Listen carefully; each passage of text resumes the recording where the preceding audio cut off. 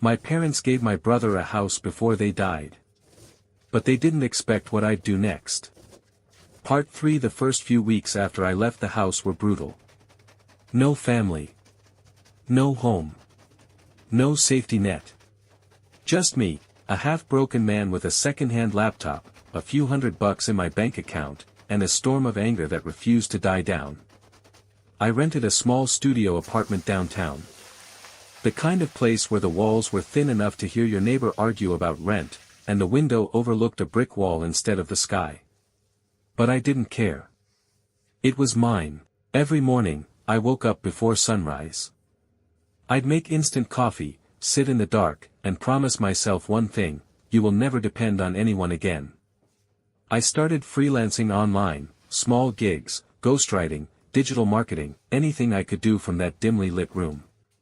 At first, it was humiliating. Clients underpaid, deadlines piled up, and the exhaustion ate away at my health. But piece by piece, it started to work. By month 6, I was earning enough to cover rent and food. By month 12, I was saving money. And by year 2, I wasn't surviving anymore. I was thriving. I reinvested every dollar into myself. Courses, books, trading accounts. I wanted to learn everything about money that my parents never taught me. While my brother posted vacation photos from the house I grew up in, I was quietly building an empire from a laptop and a stubborn heart. Then, one night, I checked the real estate listings out of curiosity. There it was. My parents' house, listed for sale. The caption read, "Owner relocating overseas. Quick sale, fully furnished." He was selling it. The same house he said meant everything to him. The one he claimed was his responsibility. For a moment, I just stared at the screen, emotionless. Then I smiled. Not out of joy, but out of poetic justice. Because I finally saw what kind of man he truly was, someone who took without earning, and spent without thinking. 3 years later, my business was pulling 6 figures. I had my own home, not as big as the one I lost, but paid for with my own hands, my own effort. And for the first time in my life, I didn't feel small. I didn't feel forgotten. I felt powerful, but fate, it seems, wasn't done weaving our story together. Because one evening, my phone buzzed with a message from an unknown number. "Hey, it's Mark. Can we talk?" I stared at the screen. My heart went cold. He hadn't spoken to me in years. Not once since the funeral. And now suddenly, he wanted to talk. I didn't reply. Not that night. Not the next morning. But by the 3rd day, curiosity got the better of me. When I finally opened his message thread, there was another text waiting: "I need help." When I finally opened Mark's messages, my hands didn't shake. Not like they used to. I wasn't that desperate, emotional kid anymore. I was someone who had built himself out of ashes, and the ashes didn't scare me anymore. "What's going on?" I texted back, keeping it short. "Can we meet?" he replied almost instantly. "Please." We agreed on a coffee shop downtown, neutral ground. I arrived early, sat by the window, and watched the streetlights flicker to life as the sky turned orange. When he finally walked in, I almost didn't recognize him. He looked small. Not physically, but in energy. The arrogant tilt of his chin was gone. His eyes darted around nervously, his hands trembling as he took off his jacket. "Hey," he said softly. "Hey," I replied, sipping my coffee like he was just another stranger. There was a long silence before he spoke. "I screwed up, man," he said, voice cracking. "The company, it's gone. The debts, the house, everything. They took it all." I didn't react. Just nodded. He went on, desperate to fill the silence. "After Mom and Dad passed, I thought I could handle everything. But the investors pulled out, and the bank." He stopped mid-sentence, covering his face with his hands. "I don't know what to do anymore." And for a split second, the part of me that remembered being his brother, almost felt sorry for him. Almost. You remember when I asked you for help? I said quietly. You said I should stop depending on others. That I needed to grow up. His eyes flicked up to meet mine, guilt heavy in his stare.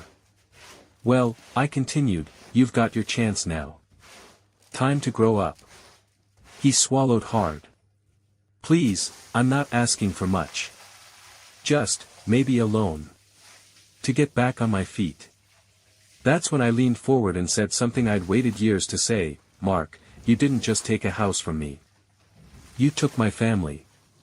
You took my peace. And now you want me to fix your mess. I stood up. I learned something from you, though. Family doesn't mean you owe people who destroy you.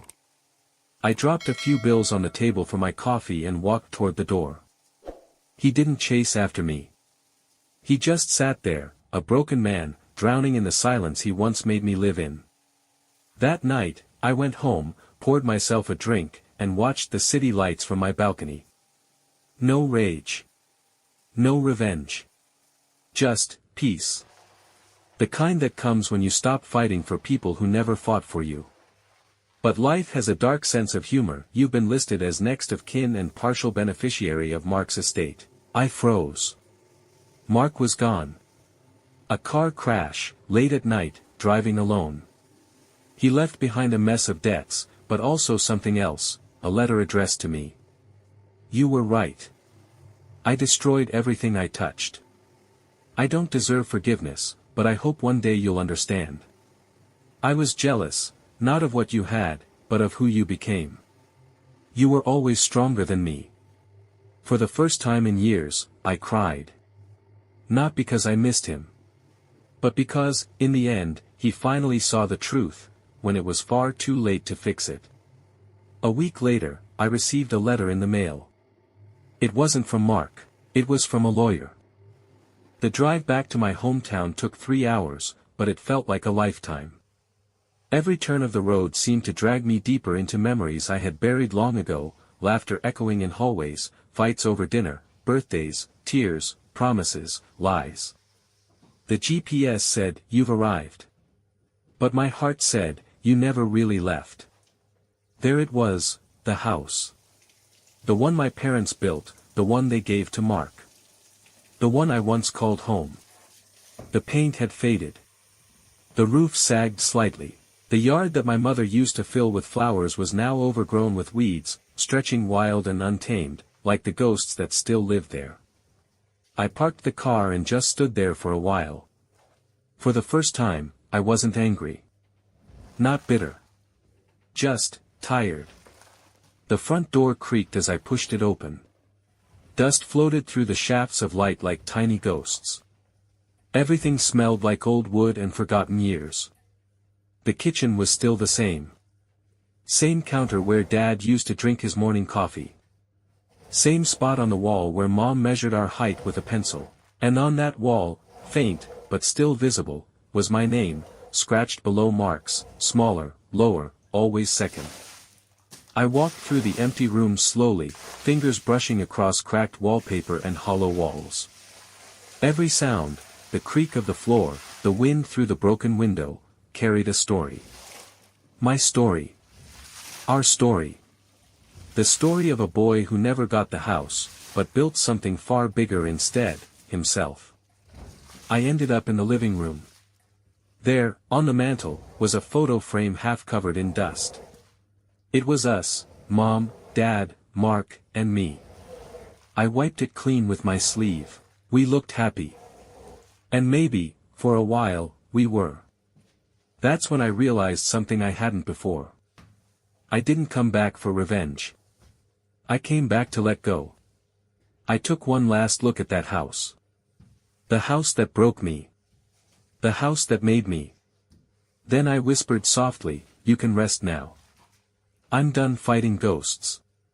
As I walked out, the wind picked up, carrying the faint scent of lilacs, Mom's favorite. Maybe it was coincidence. Maybe not. I locked the gate behind me, turned toward the horizon, and smiled.